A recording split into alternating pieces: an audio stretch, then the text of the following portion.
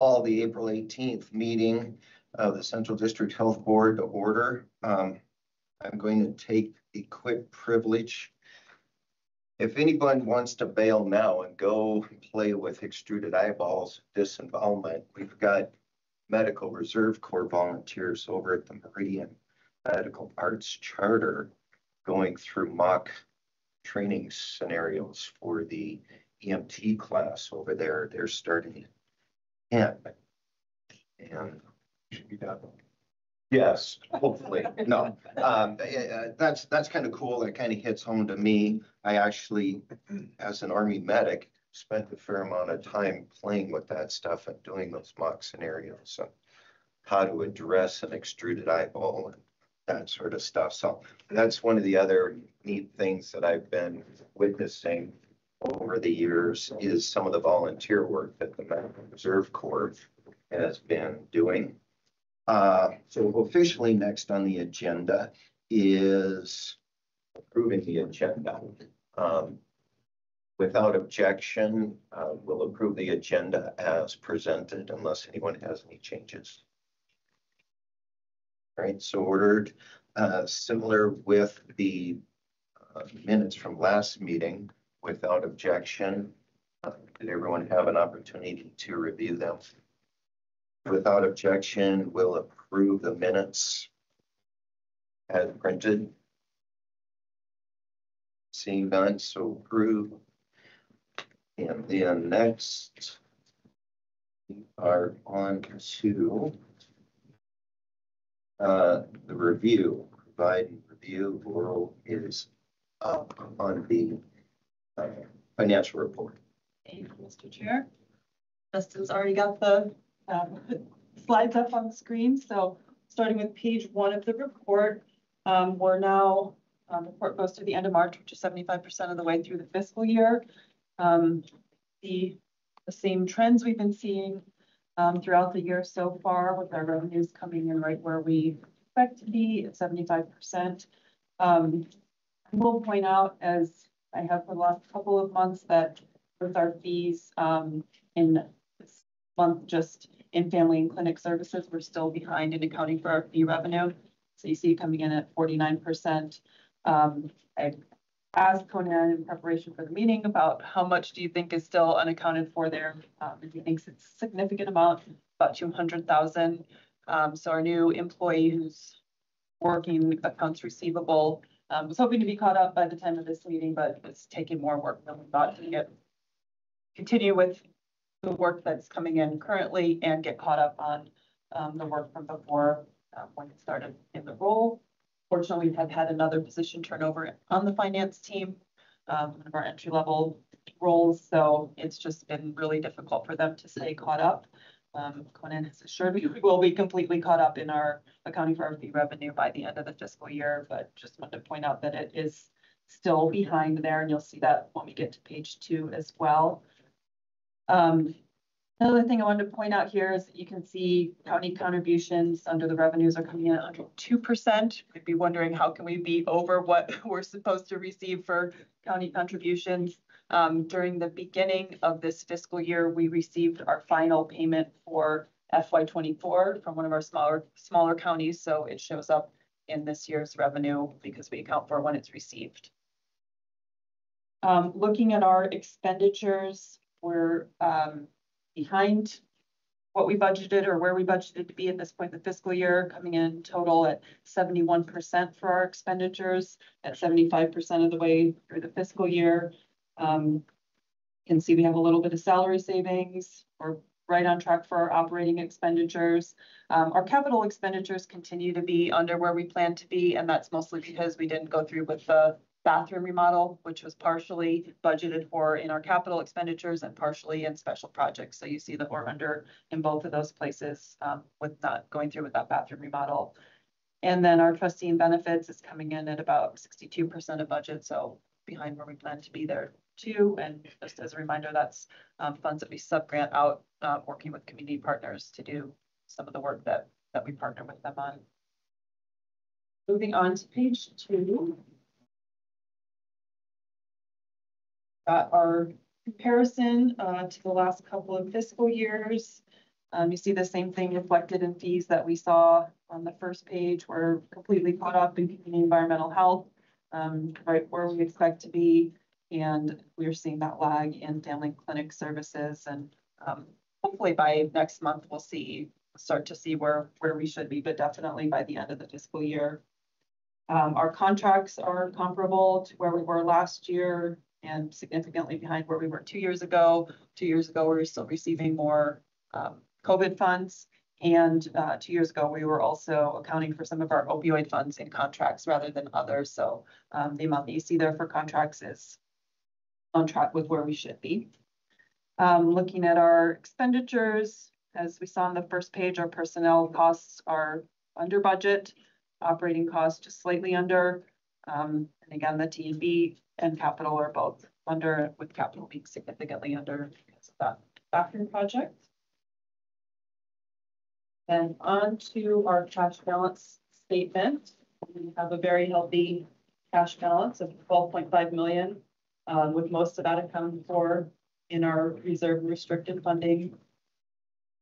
Our special projects, as we talked about last month, our environmental health system upgrade is now finally on track and going through our gap analysis sessions this week. We have one right after our final one this week, right after this meeting, but making a lot of progress there in how they're building the system to our specifications. And what we've been doing this week, it's kind of cool to see going through what our paper forms used to be and how that will look and work in the function all as electronic fields. What's the customer experience going to be? Do we need the same information that we had before? Should it be in the same way? Would a customer rather encounter it in a different order when they're not doing it on a paper form? So it's just really neat to see how that's transitioning into an automated system that will work hopefully a lot smoother for our customers and integrate with our payment system and maybe some other integrations too. We're really working through all the what can it do right now and how will it function for us and our customers.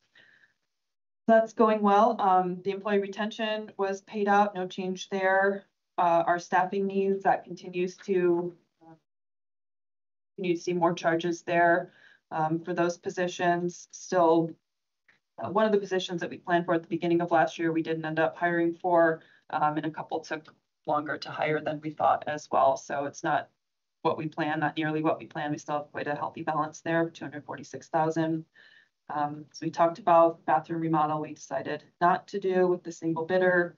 And the McCall office refresh. We've got our facilities manager going up next week to talk with the manager there to plan what is going to be included in that. Carpet and paint, we know. Not sure if anything else is going to need to be included as well. No change to our personnel reserve, nor any change to the operational reserve or capital reserve. We've got restricted funds of 3.8 million. Again, restricted funds is for anything that we receive in advance of when we can use it. So like if we get opioid funds in that we can't use until next year, we just put it in that restricted funds to the point that we can use it. It's not an active part of our budget, but we've received it for work that we're going to be doing in the future.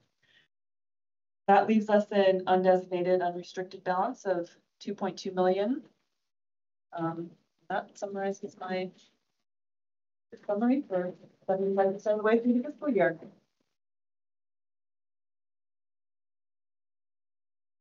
Right, very good, thank you. Moving on. I don't know, a couple of months ago, I had expressed an interest to hear about the big program. So here we are. Emily is going to take over. Yes, thank you, Mr. I appreciate the opportunity to be here and to express my love of this program and share what this program entails. So, get started. You want to go to the next slide for me, Dustin? That would be great. So a little background on what is WIC. WIC is a supplemental nutrition program for women, infants, and children.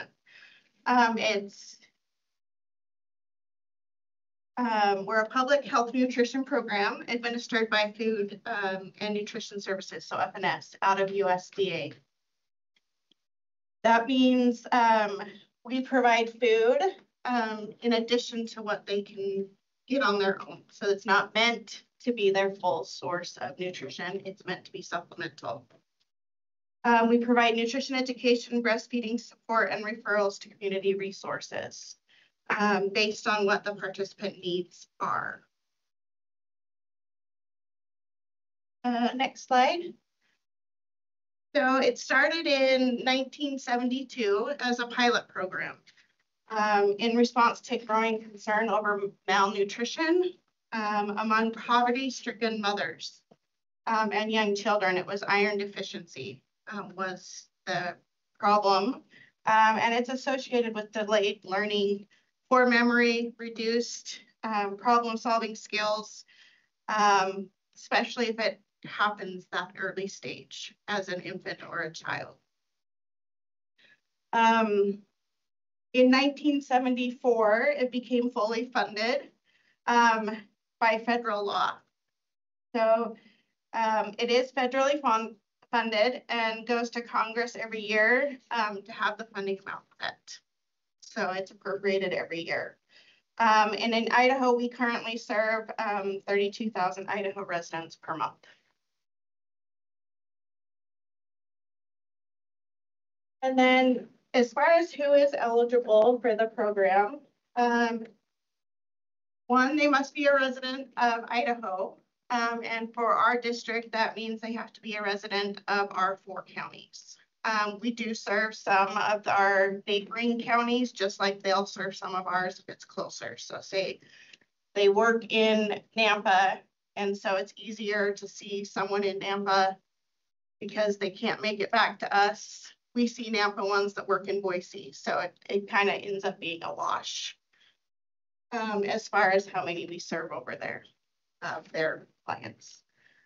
They must be categorically eligible, so they must be a parent or a caregiver of a child under 5. If they're pregnant, we do not require a positive like a doctor's note saying they're pregnant. They don't have to have gone to the doctor. A positive pregnancy test is enough. And we don't ask for proof of pregnancy, so they can come in and just state that they're pregnant. And then we do serve breastfeeding women up to a year postpartum, and then women who have had a baby in the last 6 months if they choose not to breastfeed.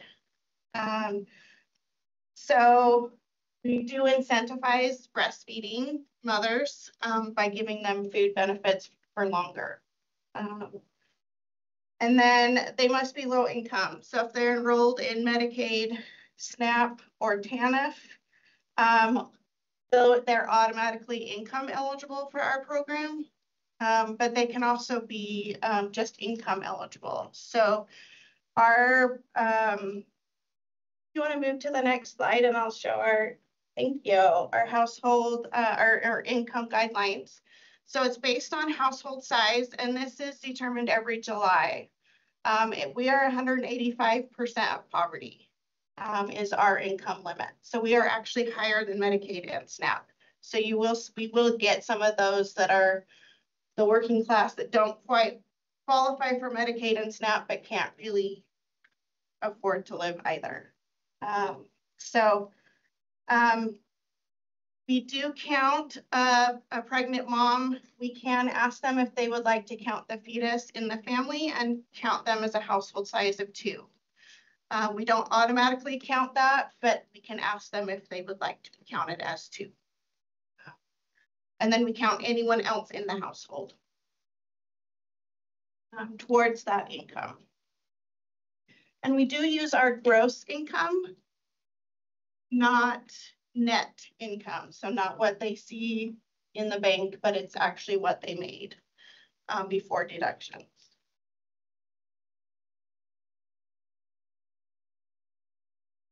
So how it works, I kind of wanted to talk through what it looks like for a client. We ask for proofs of those things. So they have to prove ID, they have to prove that they're a resident, provide proof of income.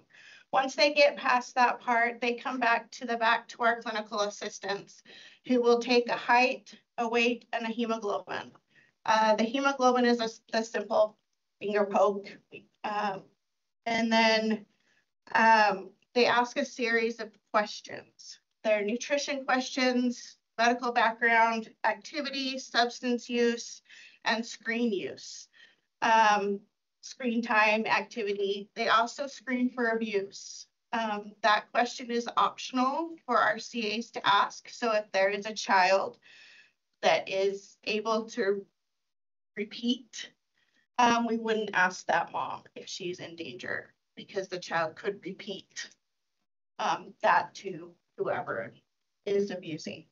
But we do screen as long as we're able to.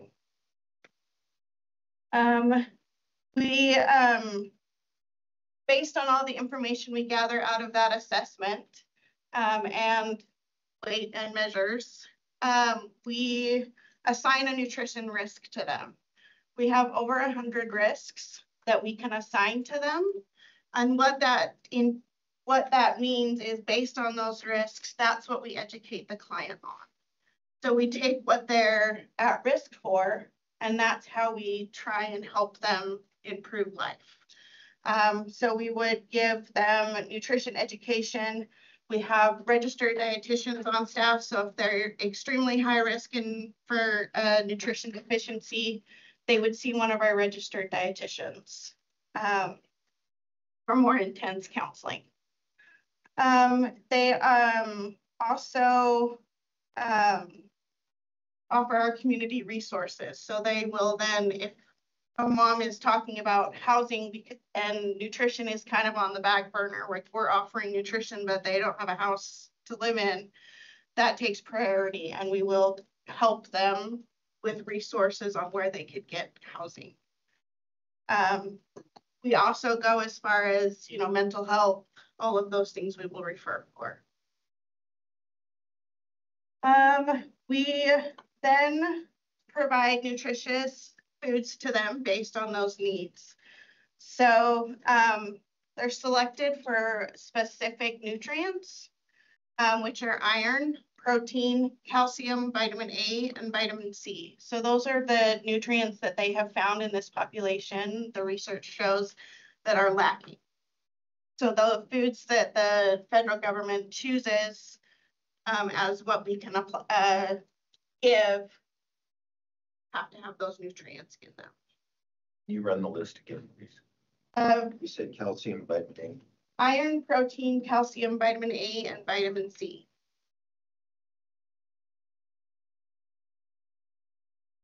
And then they're scheduled for another appointment between 1 and 3 months out.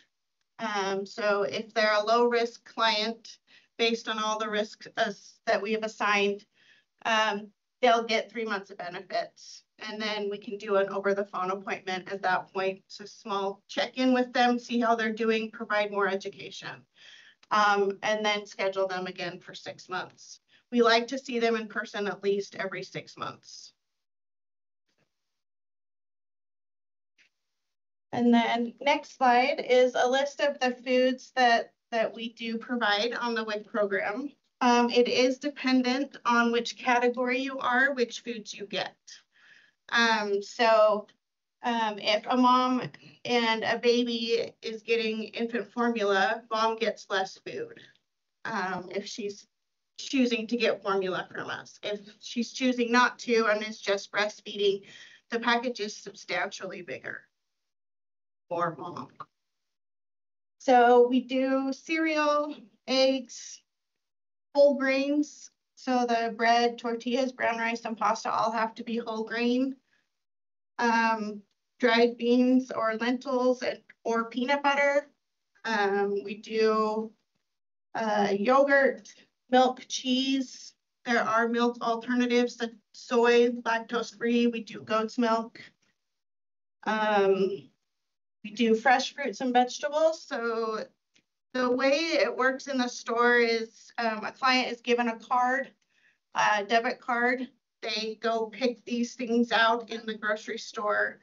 The only thing that is a dollar amount for these clients is the fresh fruits and vegetables, but they can only buy fresh fruits and vegetables with those dollar amounts. So a pregnant woman would get $47 of fresh fruits and vegetables a month, plus the other foods on top of that. So the pregnant package typically is about $75 a month, but with rising food costs, that number could be higher now. Just depends on which options they pick.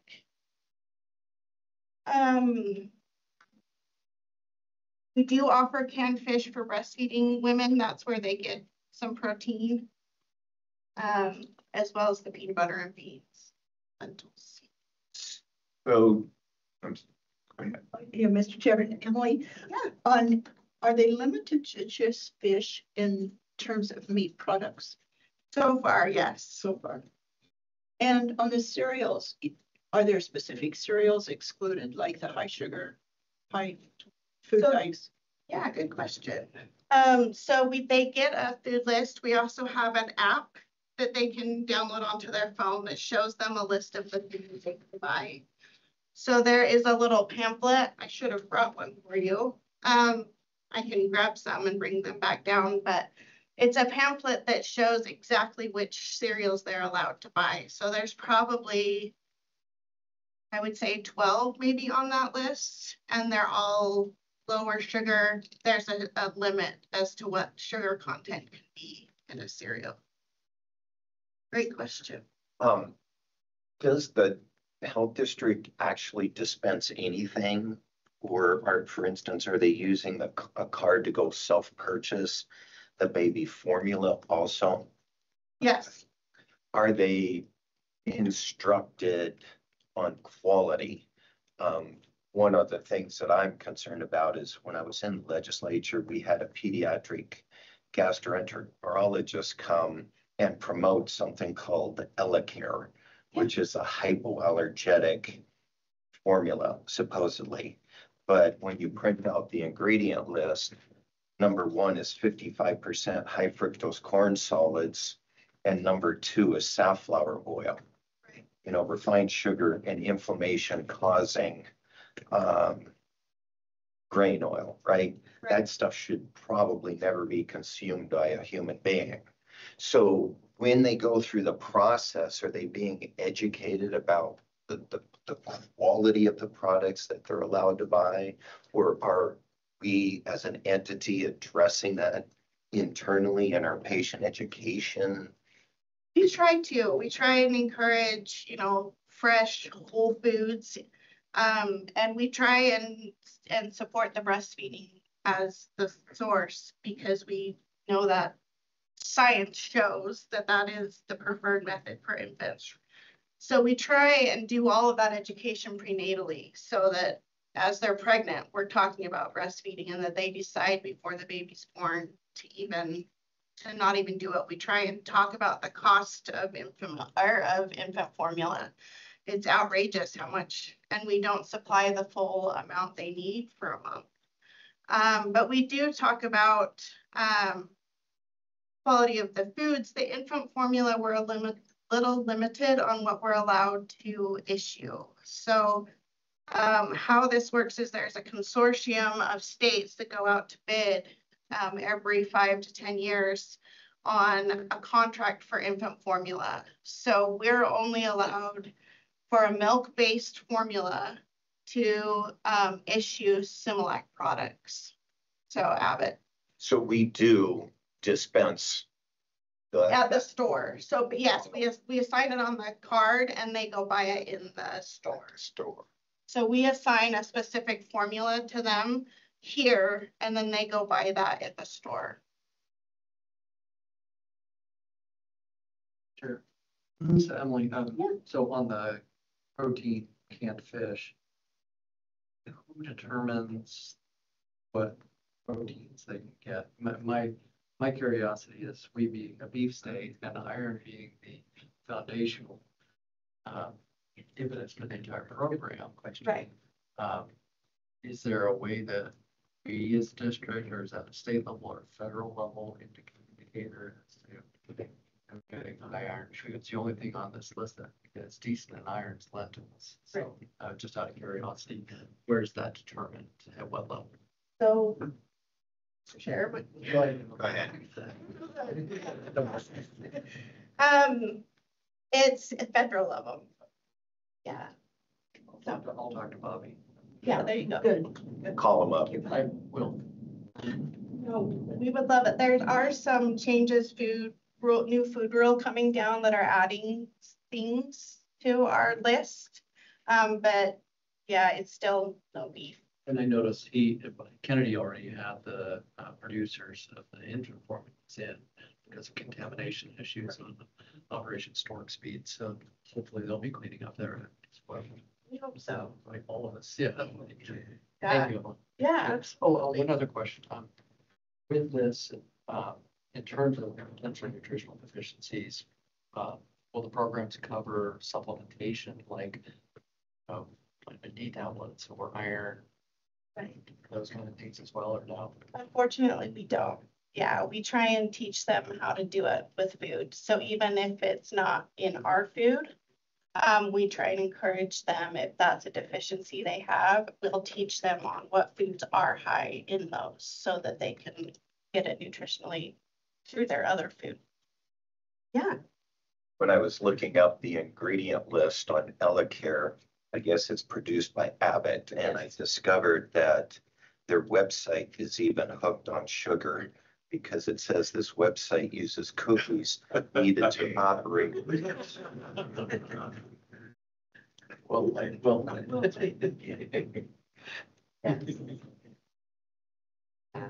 So unfortunately, like an EleCare requires a doctor's. That's a prescriptive That's a one. prescriptive one. The issue we ran into at the legislature, but that was a curious scenario where a professional was promoting something so grossly non-nutritional.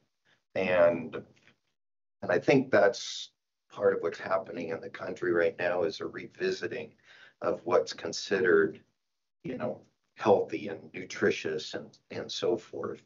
And food versus food-like substances. Yeah, and I can imagine the process that went on to make sure that Similac was the one that we could buy, a Similac product, right? Well, yeah, I mean, the state, we don't pay the food dollars, that the food dollars goes to the state, and the state pays the grocery stores for those, but they get rebated on all of the formula. So the state pays dollars on the formula when they're like $17 in the store. Like the state ends up paying like $2 a can. But I suspect there was some lobbying that went into, I'm sure there was. Similac being the choice or Similac product. These are the Spanish. It should be signed in English. Oh, she didn't go. Sorry. Someone has Spanish. It's much more for I have an English one for you. Sorry. All right. Well, we interrupted, so feel free to chart forward. All right. Any other questions on the food we provide? How do you separate the metrics of much is the actual food versus the education in terms of the results that we're getting? That's a good question. I'm not exactly sure how. So the food, it's kind of already in a package. The state determines how much each category gets for the food, and then we just provide education based on their risk. So every child's going to get the same food package. But yeah, I'm not sure how the research shows versus how much of it's education versus how much of it is the actual food package. I would have to dig and see if there is some research on that. I would be happy to dig. Yeah.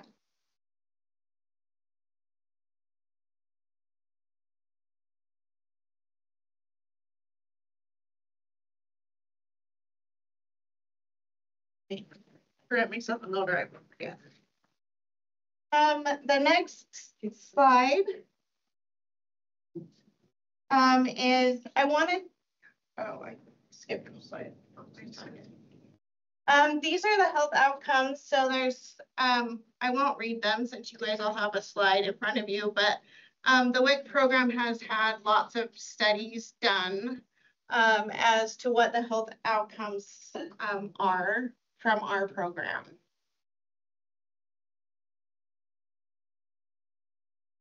Questions on this one?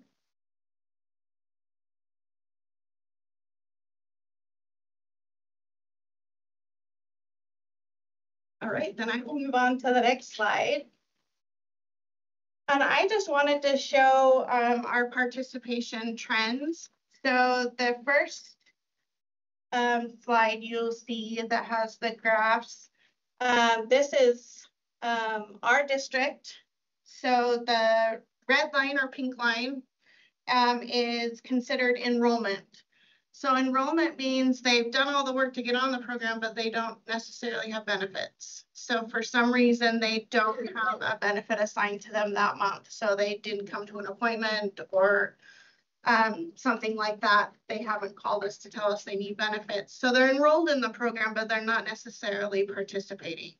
So participating means they have benefits, they're going to the store, they're using the benefit, those types of things. So the green line is the participation number. So that's typically what we watch, is that participation number.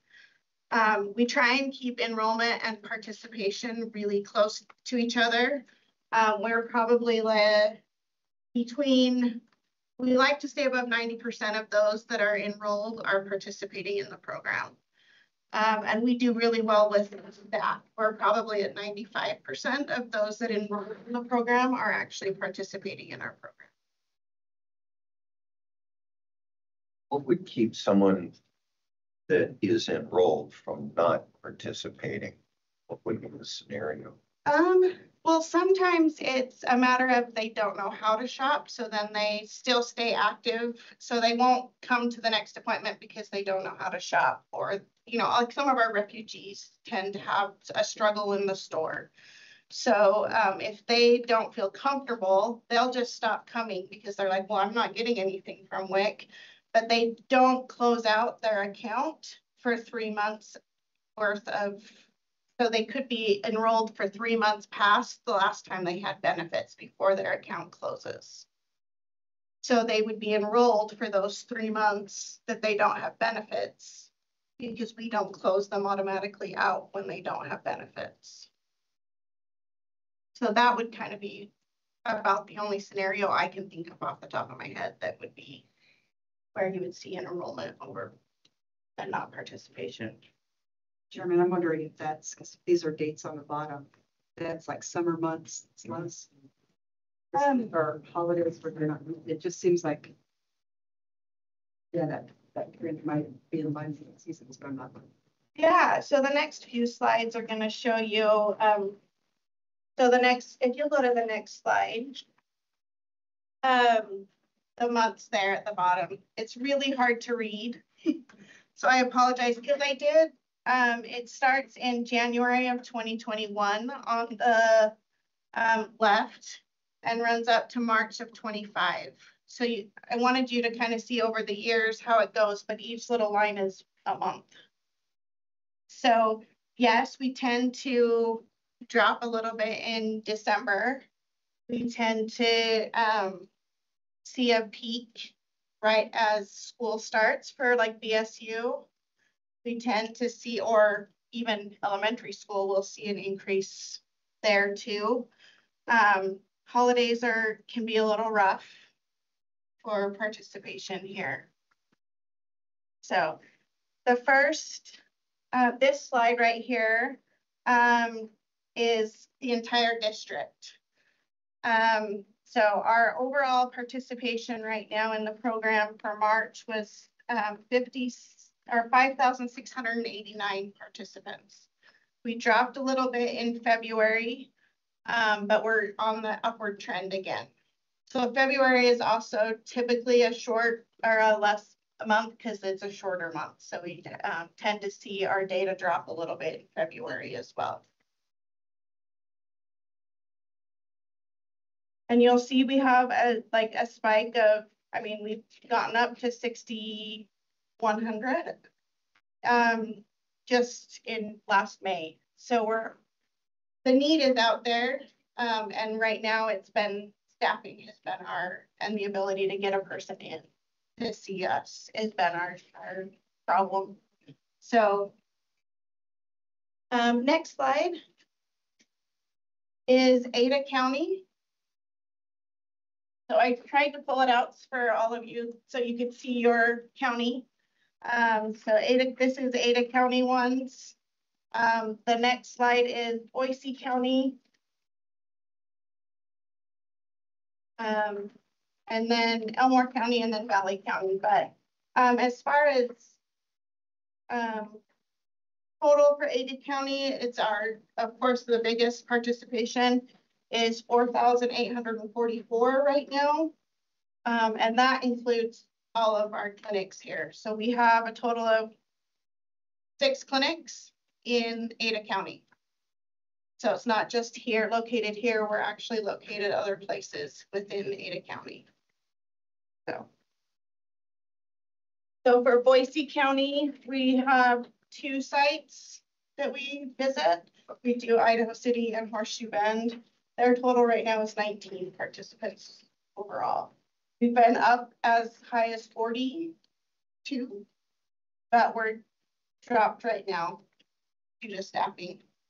Right. We don't have someone regularly driving up to Horseshoe Bend right now, which has been a bigger clinic for us than Idaho City has typically. So are there regular hours at these remote clinics or certain days of the week? So yes, so like in, for instance, Boise County, we go to Idaho City every other month, just one day. It's the 3rd Tuesday of odd months. So we're there from 9 to 3:30. And then like Horseshoe Bend, we're there from 9 to 3:30 because of 3:30 or 4 because of travel time for a staff member to get up there. And they're monthly in Horseshoe Bend.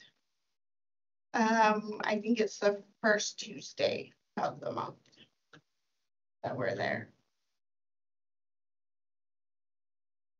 And then here, Meridian, we're in Meridian Elementary's community schools building, and we're there 4 days a week, 8 to 5. We're in CUNA 2 days a week from 8 to 5. Some of these smaller ones were there as much as the need we've seen. And we've increased Horseshoe Bend because we saw the need increase. It used to be an every other month clinic. And then when we saw the need, we couldn't fit them all in one day every other month. We added another month to it, another day to it. So do we rent space or So, the schools just let us be there? The only place that we pay rent is Horseshoe Bend, and we are in the medical clinic up there. We pay a monthly rent there. Everywhere else they allow us to be, they're just great community partners that allow us to be there for free. Mr. Chair and Emily, historically, we have had trouble getting on the base to do our WIC program. Are they furnishing you a place now to do that? Absolutely. Good, because that has been a problem in the past. And another thing I noticed is scanning this, all of your organic stuff is excluded, which I'm assuming is a price issue because it would probably be much more healthy. Yeah, the only thing that is allowed organically is fruits and vegetables. Yeah. That's which is unfortunate, yes, but it is a cost thing. To that point, some of the local organic farms that do CSAs sometimes have surplus. It could probably be easier for them to work with the food bank than to try to get it. Interesting point. Yes. Thank you. And then, like Valley County, our clinics there, we're in McCall and Cascade. Cascade, we go once a month. Paul, we're there 20 hours a week. So we're there Monday, Tuesday, half day, Wednesday for WIC. Other questions on clinics or the data? The last slide was our clinic locations, which we kind of talked through a little bit as the other. So we have a total of 12 regularly scheduled sites. We do have 5 mobile sites right now. So where we just drag our stuff for the day, set up shop, take it down and walk away. So we've got 5 of those sites so far, and those have been historically elementary schools. We have some like early Head Start. We've done the Afghan Center, which has been a unique one for us. So that is the end of my presentation. Does anyone have any other questions they would like to ask? Great presentation. For Emily. That was great. Thank you. That was good. Yeah, Thank you. absolutely. Just something I wanted to add. So she saw WIC's been around for over 50 years, and we've seen this, I call it an odd trend of, and it's nationally, where the participation rates for the last, I don't know, 6-7 years has been declining, in spite of the fact that poverty rates aren't declining. Cost of living is going up considerably throughout the country, but definitely in our district and around the state. And so it's a national trend, it's a state trend. We were fortunate enough to get a grant to do outreach, and it actually increased our participation rates. But if you look at Idaho in total, you talk about eligibility versus participating. We don't have it at a district level, but statewide, it's about 45% of eligible individuals participate in the program. That means 55%, more than half of eligible families don't participate in WIC. And there's so many benefits to the program, as Emily described, as well as it's an amazing referral source for other programs like Parents as Teachers and Nurse Family Partnership, WIC is the primary referral source to help those families, as an example. So one of our top agency priorities is growth of programs and services. That's not just to grow, but WIC's top on that list because it just doesn't make sense. Like, how are we missing 55% of eligible families? Why aren't they participating? So we've been working with ESU's public health department to do assessments. They've done some focus groups talking to individuals who are eligible but not participating. Our community health workers have been focusing on WIC, increasing WIC enrollment and then keeping them engaged. And then we have, we're kind of in the final stages of getting data from the Department of Health and Welfare, because on individuals who are eligible, based on, they go to them through self-reliance to apply for other benefits. And they also have the WIC database. So we'll get to find out exactly who is eligible, enrolling in other support programs, but not participating. And then we have a plan to do outreach. But as Emily said, and we brought it up at the March board meeting, the clinical assistants, which are the frontline staff for WIC, we have high turnover and challenges recruiting. So when I present the budget, we're putting some extra money toward that.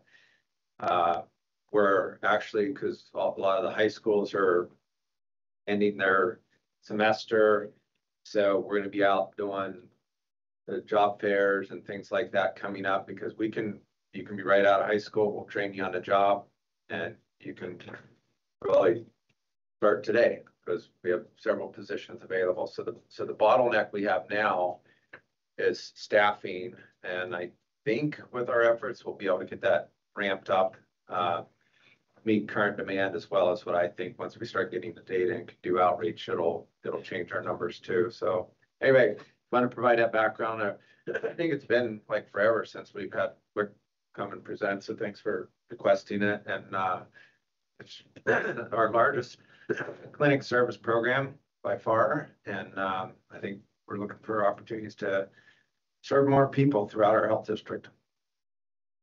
Chair, I know that daycare, given the Boise outreach, they actually sent stuff to the daycares, the QR code asking why they're not participating. They even offered them gift certificates for taking the survey. Yeah. But I think that most daycare situations are covered because if they're an ICCP, there might be getting that information anyway. Yeah. There was a lot of outreach that in that, arena.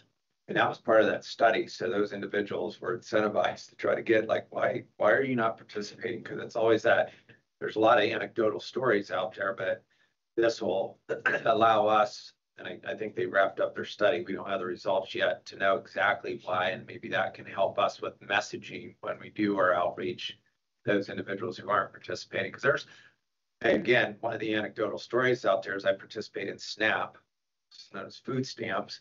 So I can't participate in WIC, and a SNAP benefit is more, and I'd rather have that. Well, that's not true. You can participate in both.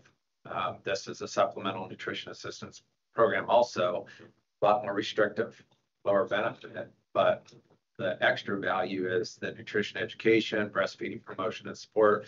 We have 2 peer counselors that do breastfeeding, so they'll talk with the new moms to be.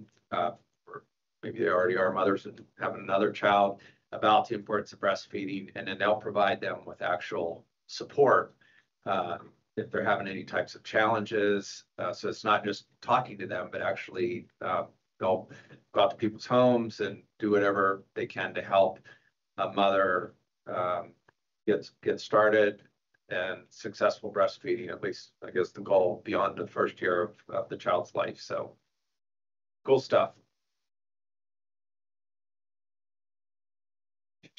Question, Sure. how do we compare nationwide?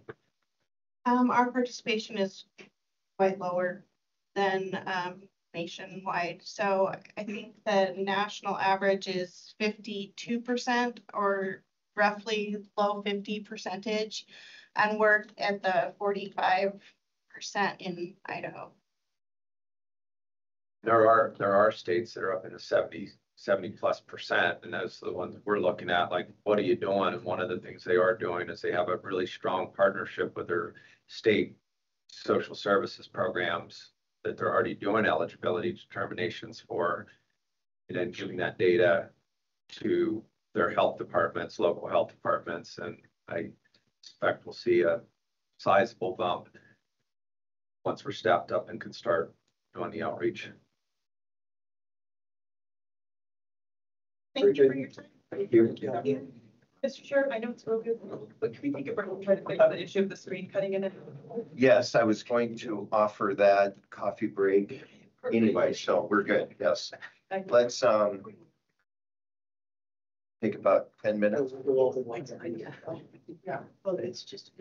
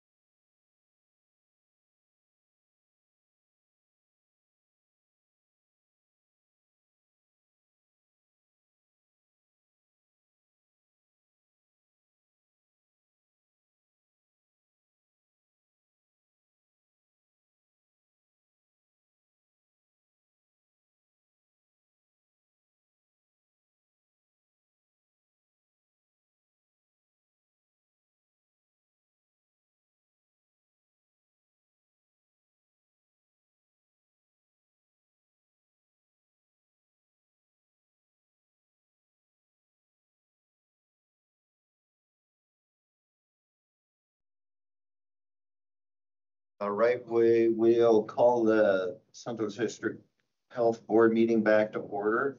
Next up is a review and vote on the proposed budget, and Russ is leading the way on that. Thank you, Mr. Chair. So at our March meeting, we requested guidance from all of you on primarily it's the county contribution, talked about some different options, landed at building the budget with a 3% increase from our counties. And I'll share with you what that actually looks like by county, because there's a funding formula based on market values and population that takes the 3% and divides that among each county. So it's pretty rare that a county can pay exactly 3%. As I noted in my email to you, this is one of those first years where there's not a wide range. We've had significant ranges in what like a percent increase each county would pay, from like less than 1% up to, I recall, I think it was Valley County had to pay 19%. That was back right before the first housing recession or the housing recession. But things were going really well for the county, proportional to the rest of the health district. Okay. So what I'm going to do is walk through the budget and answer any questions you have. And then I'll ask for your approval of this budget. And then starting Monday, I'll be going around to each of our counties. Monday will be Valley County, Tuesday, Boise County, and then Elmore County will be on May 2nd, and Ada County is May 1st. So after that, it's a pretty short window. May 9th, we'll be meeting here again. You all will have your May meeting, and right ahead of that meeting, we'll do the budget committee. And that will be chaired by Commissioner Beck from Ada County. So that rotates around our health district, and Ada County is up this year. And they'll discuss it and vote on it. It's usually pretty quick, like a 5-minute meeting, and then you'll start your board meeting after that. I'll get started. Feel free to stop me at any time. This is the budget, if approved, that I'll be presenting to the various counties starting Monday next week. So starting on page 1, we're seeing a decline in our full-time employees. And a lot of that has to do with the changes with COVID funding and continually reducing our staff in that area. Proportionally, we're also getting less money, less revenue coming in, which you'll see down at the bottom of that page. So it's 136 FTEs. We actually have more employees than that because we do have part-time staff. So that's like, you have 2 half-time staff, they get counted as 1. I think we're probably around 150-ish staff work for Central District Health, most of them here in the Ada County office. So our personnel expenditures, and I guess I'll remind you, this is the budget. This is compared to the budget we set last year, and budgets do change throughout the year. You all will approve a budget revision. We do that in February. We look at year-to-year comparisons, which is what is in this document. So these are the summaries, and I'll go through each specific expenditure and revenue category in more detail to let you know why those changes are occurring. But overall, our expenditures are down 11.5%, and then we balance our budget under the revenue section. If you turn to page 2,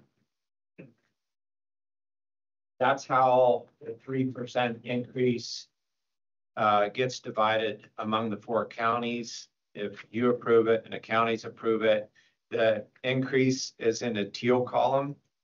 It's 165,400, making up the 3% increase. Valley County, interestingly, this year would contribute the lowest percent increase at 0.9, and Boise County would contribute the largest percent increase. It's $3,811 of 3.8%. So, like I said, I think it's a lot closer of a range than actually I can recall ever happening.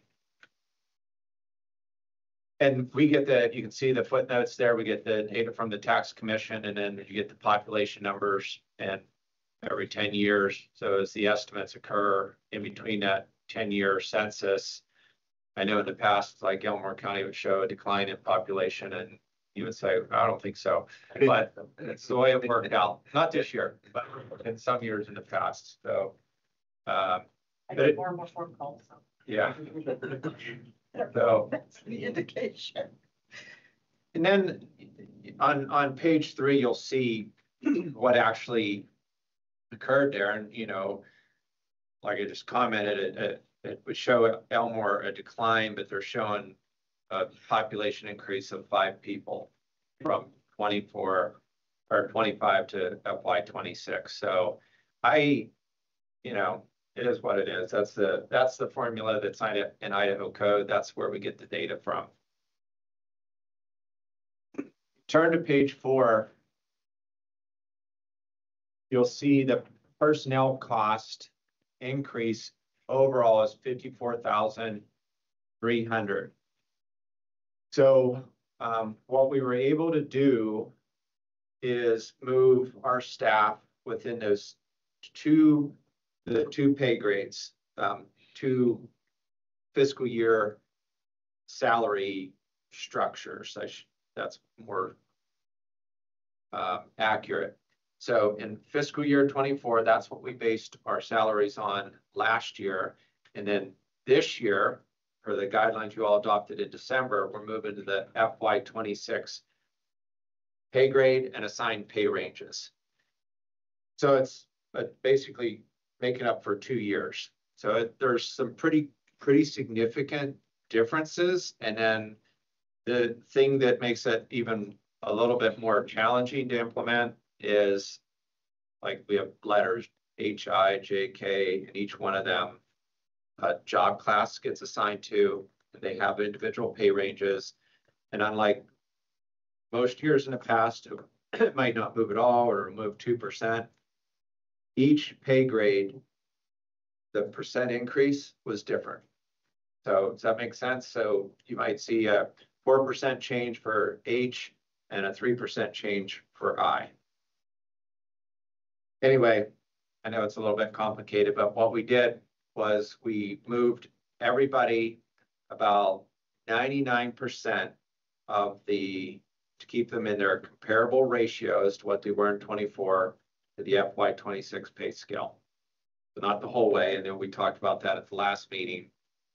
And it would require, if we were to move everybody the full way to keep them whole, it would require about another $130-some thousand and a 5.5% increase from the counties. So that's not what we're recommending. We're recommending the 3% increase and the proposal that we have, which is it's going to start with a 2% cost of living, 1% merit increase for high performers. So we did build in a merit increase for the staff who received a high performance evaluation. And then the market analysis adjustment of 1.5 to 7%. So essentially, we're looking at about a 4.5 to 10% increase for staff with an average of 6.9%. In addition, to address the turnover and recruitment for the WIC clinical assistants, that's what Emily talked about. That is our bottleneck for being able to serve clients. In fact, we're not in compliance with our subgrant because we don't have slots available to see clients. In particular, pregnant women need to be seen within 10 days. And we're out of compliance with that. So we're, as fast as we can, trying to get those positions filled and trained. So the 6.9%, I think this is in your packet. No, it's not in your packet. That's okay. So this is what I shared the last time. I'll just tell you what it is. So if you look at where we're at with the 4 counties, so that's what we were trying to keep in alignment with. Central District Health, the average over the last 10 years has given a 3.7% increase, Ada 4%, Boise 4%, Elmore 5%, and Valley 4.8%. We'll add this as the 11th year because we don't know what the counties are going to do. You're going to be setting your budgets here, next month or 2 months or so for the October 1 start date. If we do the 6.9% increase, divided by 11 instead of 10, we'll be at 3.9%. So we're still a little bit behind Ada and Boise, and quite a bit behind Elmore and Valley counties. Are there any questions about that? Not about that specifically. I just, the 0.4% increase. I don't understand how you got to half of it. It was 6.9% average increase. I mean, I see the decrease of 117,000. Can't quite get those numbers. Mr. Chair. So that's reduction in staff. So we have our personnel budget overall went down. So this is compared to last year's budget. So we can, if we didn't do any increase, it would be, there'd be a salary savings, a personnel savings compared to last year. So that would be the 117,000.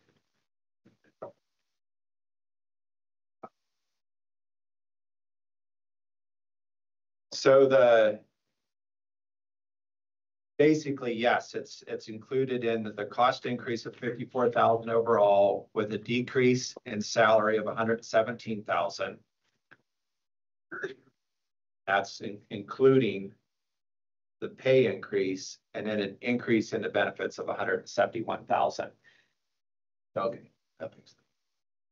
I was just, this number here, the 12 million, even the 2% cost of living. What's consumed that? Yeah. Right. Yeah. So it's just based on comparing last year to this year. We reduced our staff, so we reduced the cost of personnel overall. And when you add a 6.9% increase, it only increases the amount compared to last year by 54,000 per. Sure. So that's the personnel budget and the compensation plan that we've been able to build into this budget if this is approved. So our operating budget, which is on page 5, is decreased by 50%. And that's based on actual operating expenditures over last year and projections for next year. So primarily that's a reduction, a continual reduction in COVID-based funding. There's other changes that have occurred, but that's what makes up the majority of the funding reduction. I noticed that there are a couple of places in here that talk about reduction in COVID related funding. How much are we spending on COVID related funding after all these reductions at this point? Is there any kind of going into rough estimate? Going into fiscal year 26, it'll be about zero. So we're not getting COVID money anymore. We just got our notification from the state that the last pot of money we were getting specific to COVID, which was working with skilled nursing and long-term care facilities, has ended. So that's incoming. What are we spending outgoing at this point on COVID? Is there any discernible amount or estimation or? No, the activities for the grant, sorry, just share the activities that Russ mentioned ended as of March 24th. Complete any activities that were still ongoing at that point were stopped. So in terms of like what we were doing for long-term care facilities, and Chris could answer this too, we were determining if there were any outbreaks in long-term care facilities. So we've transitioned that work, and the staff that were doing that work have also been given notice. So they're part of that FTE reduction that was just part of that money. We were allowed to use it for flu, neurovirus. So our staff who were funded through the COVID grant, working with long-term care, skilled nursing. We were able to help them with other types of respiratory disease or foodborne outbreaks and things like that. So that will basically go away. So it wasn't, it was COVID money, but they were doing other types of work, and that was part of our FTE reduction. Okay. So the capital outlay budget has been decreased, and that's just the only thing we have is heat pumps that we're going to be replacing in this building for a cost of $25,000. The trustee and benefit cost, Laurel mentioned that earlier when she did the financial update. That's when we pay other people to do work on our behalf. So it's not like a contractor where we just issue a contract to like the Acela software that we're working on. Probably the best example I can give is we pay people in a community to do vaping cessation classes and vaping prevention classes for us. That goes into the T&P category.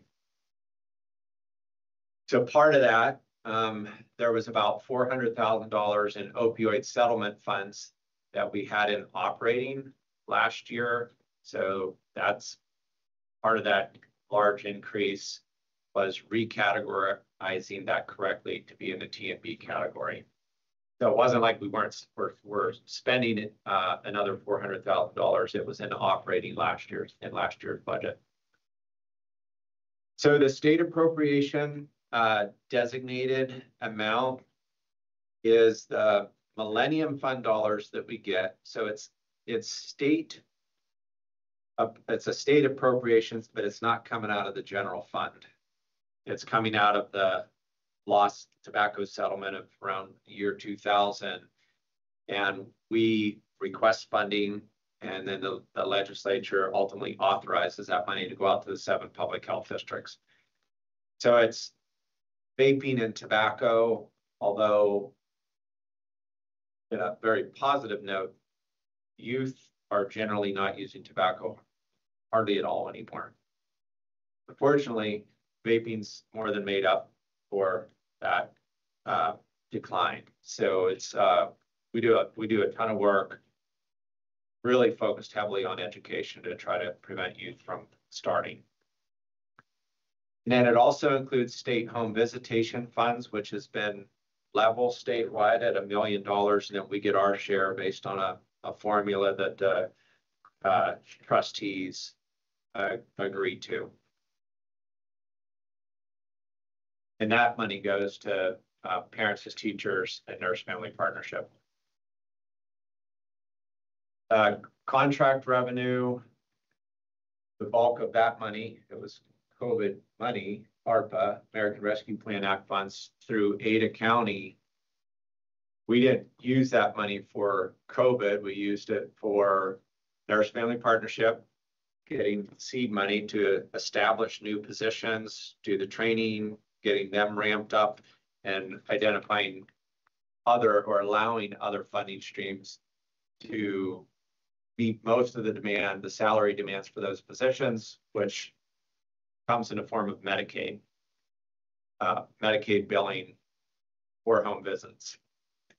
So, and then we also have the Student Family Assistance Program, which was to help not only students, but family members. This was all Ada County because it all came from Ada County with the ARPA funds that they allocated to us. And then we had Project Provide, which is a substance use prevention program that we were able to, it's education, materials, and things like that. So that's all gone. It ended December 31st. So it's obviously taken out of this year's budget. And I'll talk a little bit more when we meet with the Ada County commissioners about that. I think they were really successful programs and allowed us to build our capacity, and home visiting is a great example. We provide the seed money, we hire the nurses, we hire the developmental specialist. And it takes lots of months before they get trained and they're up to capacity, and the revenue starts coming in through other sources.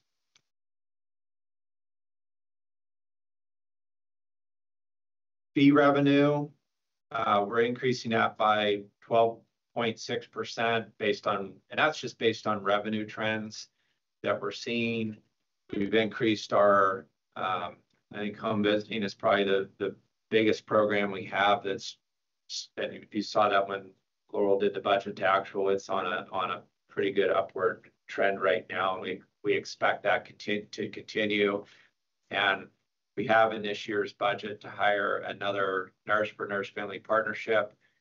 And I will probably come to you in August when we have our cash designation discussion to hire a parents as teachers position. We are in all 4 counties now, which we just hired Crawford for Valley County. She's building partnerships in the community. So that's exciting. And then Nurse Family Partnership, one of our priorities for the coming year will be to serve Elmore County and Boise County. It's harder to serve Valley County with a registered nurse, recruit, retain. So we'll be working on a little bit longer term strategy to figure out how to get that done. Boise County, we don't have to hire a nurse in Boise County. They can work out of this office just like Wick and Jerry Davis with environmental health.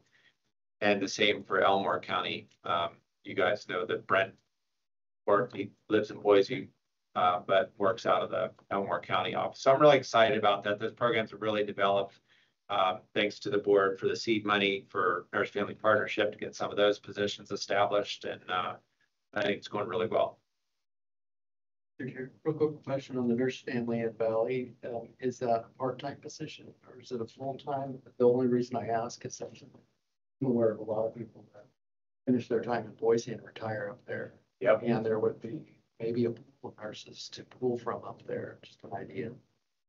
Mr. Chair.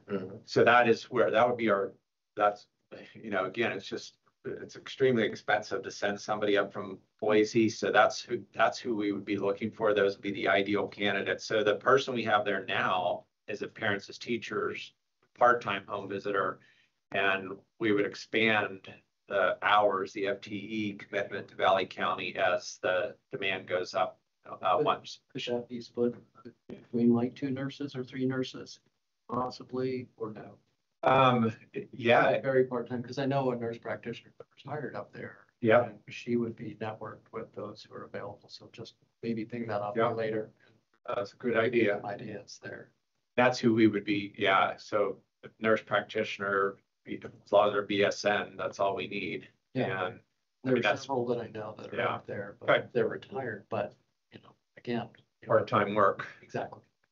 Yeah, great benefit to the families. It's something that is pretty unique. We prior to 2016, Idaho didn't have through public health any home visiting programs, and kind of like what Emily showed in Wick, there's amazing outcomes with both parents as teachers and Nurse Family Partnership. So thank you, and we'll touch base. We'll touch earning the idea. Like, okay, appreciate that. All right, thank you.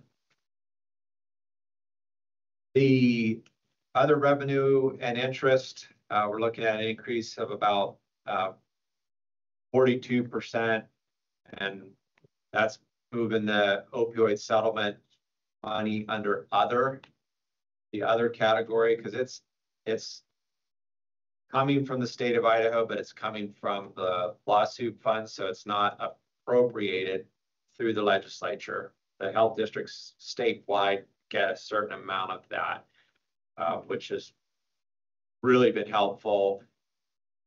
At our last board meeting or board meeting before, we talked about how we're using it. Last meeting. And we're continuing to get more money, so it's great. And the good thing is we can earn interest on that money that we don't have planned to spend in this year's budget. And interest rates are still fair. Good. Yeah, better than they were, right, 5 years ago.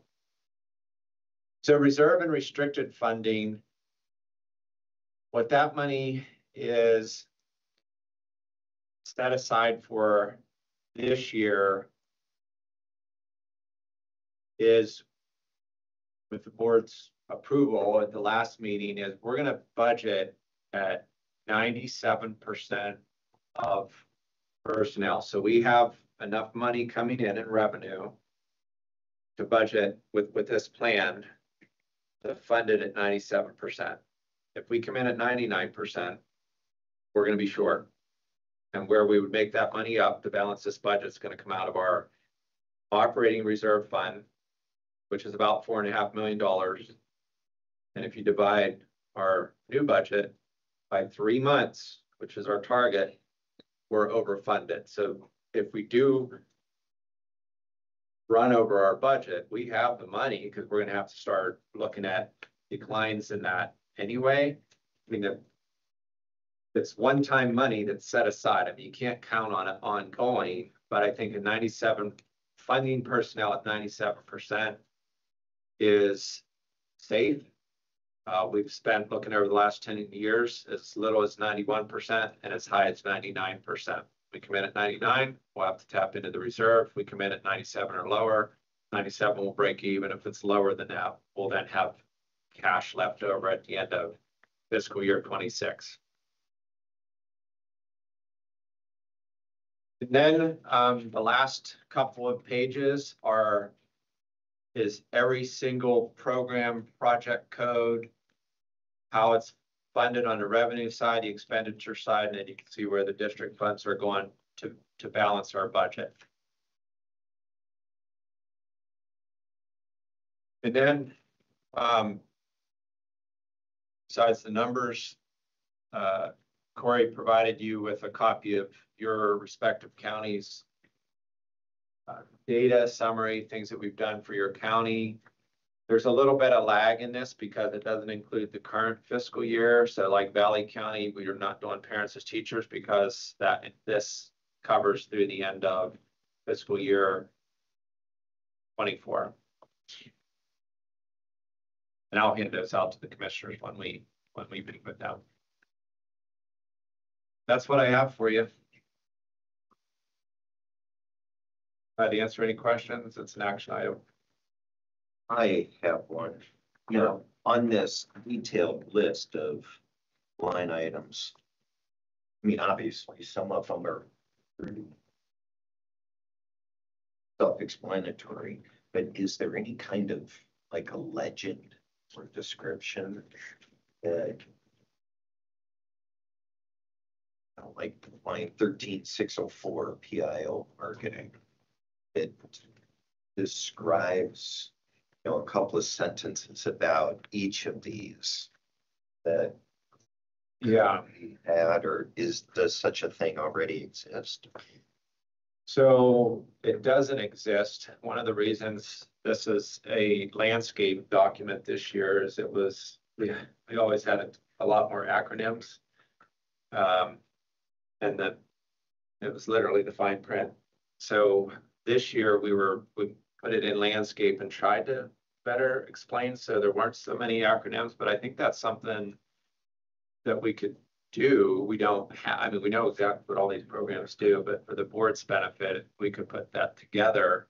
So the PIO marketing, you can say, what's that mean? And it would say, this is what we do with the marketing budget for the communications office, and just give something, a brief summary. I don't know. How do the rest of you feel about, I know that would probably take a little staff time. Would anybody else see value in something like that? Probably maybe just set up the Excel spreadsheet with a, you know, a little note on each one. I don't know how hard that would be. Yeah, electronically. And set it. Not masses and masses of paper, just Right. when we have everything to it, don't explain themselves. Yeah. I don't know how much staff to put in. I'm assuming it's in Excel already. Yeah. Yeah, we can do that. I mean, it'll take a little bit of time, but it won't be done by Monday.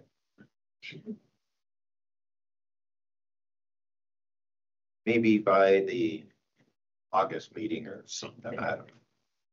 That'd be a great target, and we'll get that done. Yeah, August. Just follow the mantle of the finance department that's lost us. I think it'll be a combination, but I think we can do it by the meeting. I'll up the deadline to May. We're all committed to May, not me. Okay. What's the punishment if we don't? I don't know. Well, when we budget, we're doing cash control, right?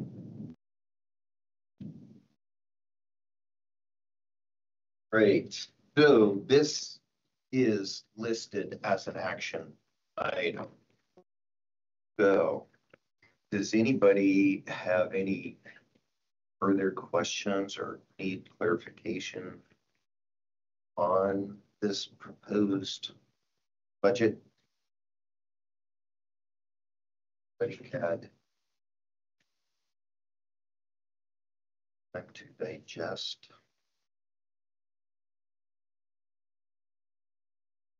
Commissioners that are going to have to with this.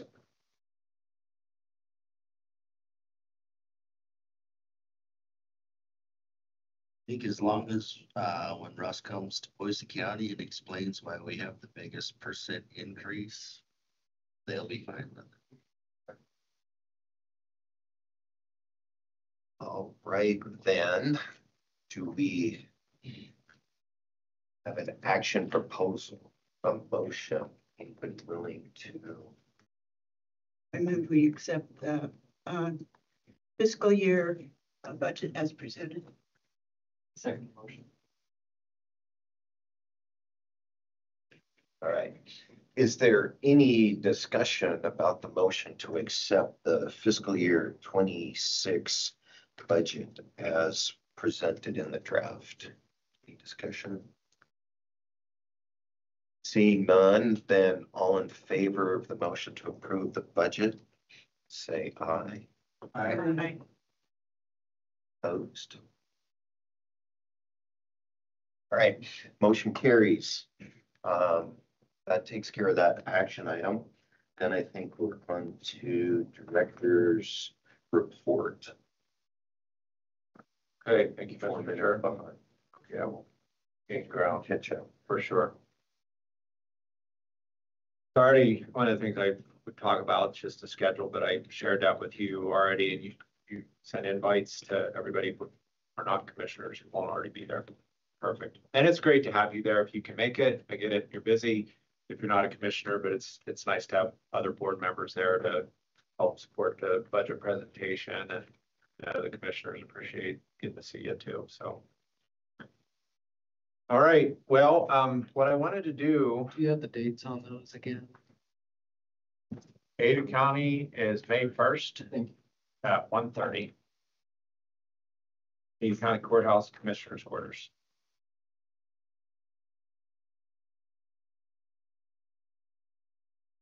Anybody else need their dates? Times. Good. Okay.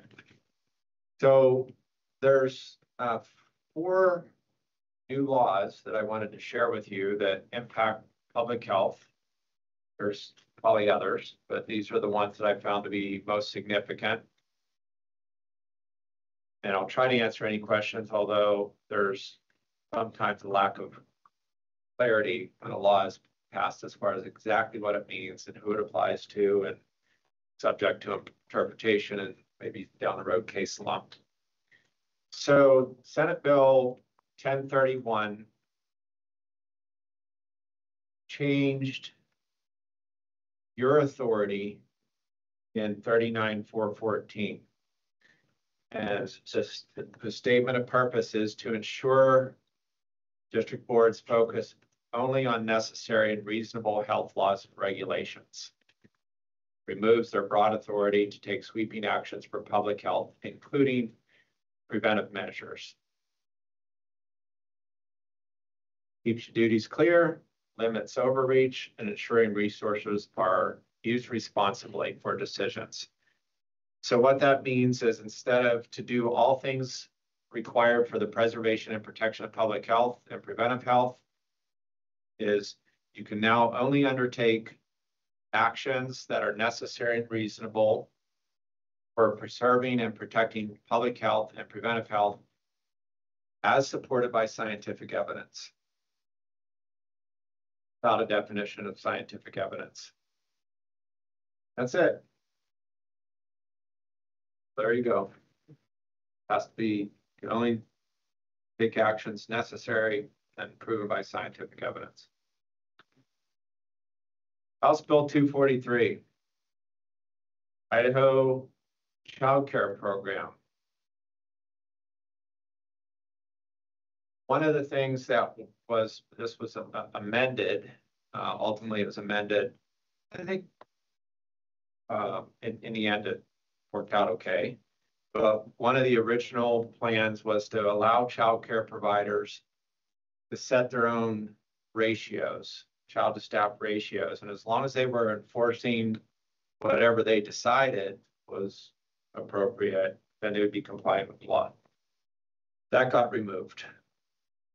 Of significance really is there's no longer a two-tiered regulatory system. So for our district, the city of Boise has their own child care rules and licensing, which we do on their behalf, will be gone starting July 1. So it'll be essentially a state licensing system, which is fine. Even I think it's maybe, I don't know if it'll be easier, but just the administrative part of it might be a little bit easier.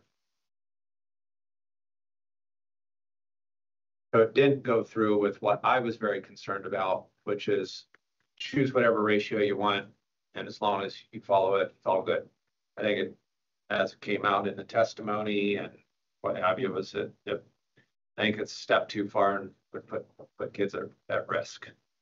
And I think just from a business perspective, you could be a lot more competitive if you were to put children at greater risk, right, and lower your fees because your cost would be a lot lower. I don't know if you have anything you want to add, Commissioner Rogers. The health director, my opinion, at our conference, but quality over quantity was my concern. Yeah. And for, I think in his regard, I think he was putting it on the parents to ask about the ratios. And I'd tell you about 10% of parents ask about the ratios. Now that might be because they, come to my facility and observe and they didn't notice that it was an issue, but that was concerning to me to have it on policy because some people might not have the child in mind or the business in mind. That was what was concerned. Yeah, and I mean, we see that, right, with our inspections, even with the ratios in place, they're not all childcare are created equal, managed the same. And I think having the standards in place, or they're there for a reason. And no question, childcare, very expensive. You hear all about waiting list and people, have to essentially quit their jobs because of it consuming most of their paychecks. I just don't know that reducing staff to child ratios was the appropriate step. There is the ICCP program, which ran into some funding issues this year. Those to me are better solutions to help lower income families afford childcare. The next bill is the Medical Freedom Act. So it's Senate Bill 1023. And this is one we're still waiting on guidance from the state on things like school immunization requirements. Are they still in place or are they not? Child care immunization requirements, have they been impacted by the Medical Freedom Act? Because those are the kind of things we do, right? We go out and do school immunization clinics, school registration, back to school clinics. So we want to make sure when we do that after July 1 that we're advising our community appropriately. We look at immunization records when we go into child care providers.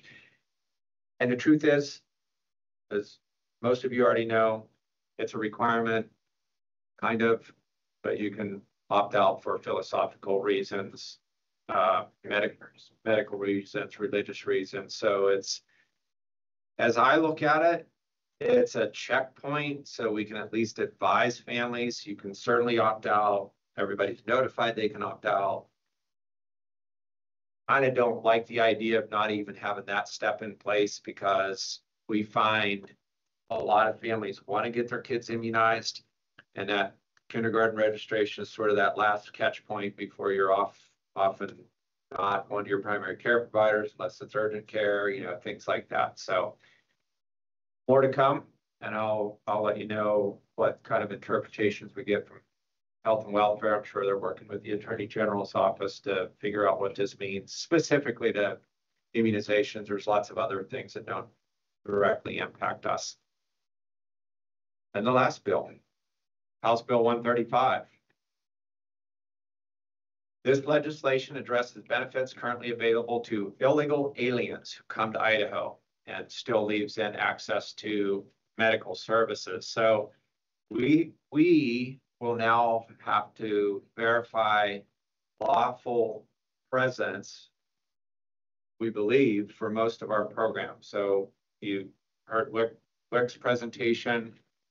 If it's a pregnant woman and she doesn't have all the documentation, including, and this is what's really important because it's an AND, a social security card, we don't provide services to you.